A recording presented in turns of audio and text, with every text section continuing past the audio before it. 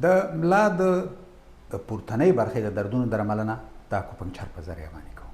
تشمیتیز د کڅوړې 14مه نقطه ده. تشمیتیز د کڅوړې 14مه نقطه.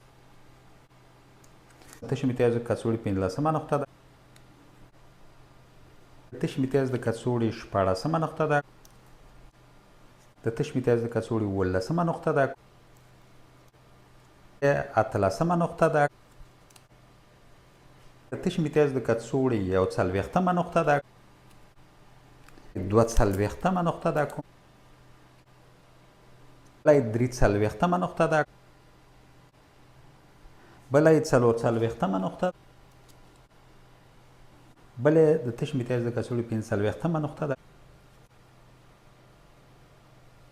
بله 40 ده.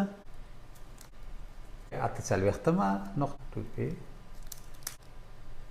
چې دا د وړو کولمو 3مه نقطه ده. تشمیتیز د کڅوړې 60مه نقطه ده. په افغانستان کې د دې درملنې د دود او د ټولو ناروغانو د روغتیا پیل